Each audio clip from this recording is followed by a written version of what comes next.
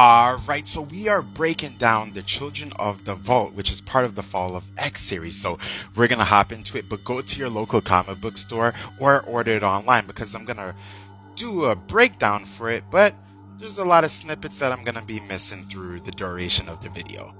Now, the Children of the Vault were raised in a vault, which is a temporal space where there's technology that speeds up their evolutionary process.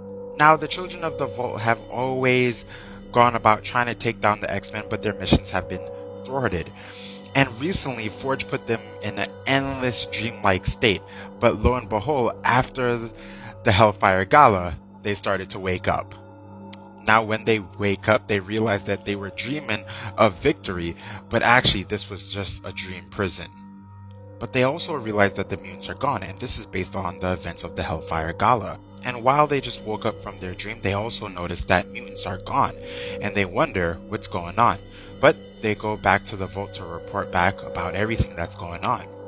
And then we switch over to a little boy who seems to be drinking water that is polluted, and above him is a whole entire gigantic space-looking city. And Orchis has Cable just pretty much locked up, and they're trying to purge his mind or his psyche to get information on the past, the future, and also the present.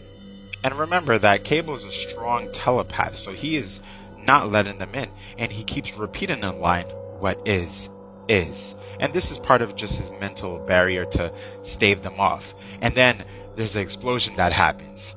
And lo and behold, it is Bishop, another time traveling mutant from the future, or an alternate future. Now, Bishop gets Cable out, and these two have a really long history, and they don't really get along at all. And Cable and Bishop are doing their thing. Bishop is absorbing, blasting the hell out of the Orchis agents, and they are unstoppable. And remember, Cable did not know what was going on when it comes to the Hellfire Gala and everything that happened with mutants. So Bishop says, "You're a psychic, read my mind." And Cable gets caught up on everything that's happened. While that's happening, that same city that was floating above that boy, we now get the Children of the Vault who are descending, and they also have evolved, because that's what happens in the Vault. They're in this interspace where they get a chance to use machinery or technology that helps them to hyper evolve. And they definitely look different, and they are dubbing themselves the Children of Tomorrow. And weirdly enough, they open themselves up to humanity and say, "We want to propel you all to the future." And they give them technology in ways that help them to sustain a life, their living space, but also there's a lot of freedom when it comes to basically making any wish they want. And this is in a dreamlike state, of course. Things seem to be going really well. We see an elderly man who couldn't walk for many years, and now he can walk for the first time. So the Children of the Vault, which is the Children of the Tomorrow, they seem to be doing pretty good things.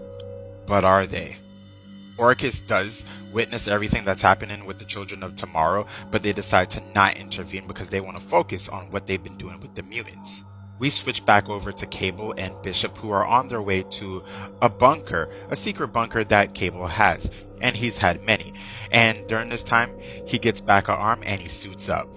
Now, basically, Bishop needed Cable's help, and while they're suited up, they start to talk a little bit more. But Cable notices something in the brain or in the psyche of Bishop. And Cable's like, "Yeah, my boy, you've been pretty much infected."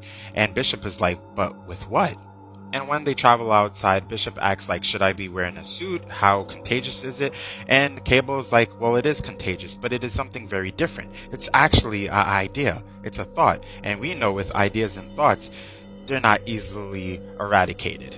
And Cable realizes as they're walking that whatever is doing this is affecting others, and it happens to be a high-level form of technology. And when they look up at the billboard, they see the Children of Tomorrow. And Bishop is like, "I effing knew it." And Bishop says to Cable, "How far do you think it spread?" And when Cable looks around, he notices that there are multiple people infected, and there seems to be a line that keeps repeating itself, or a phrase, and it is "become the future." And it's even on the person's back of their jacket.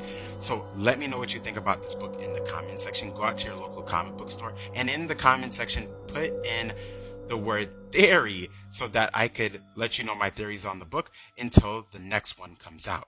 Later, everyone.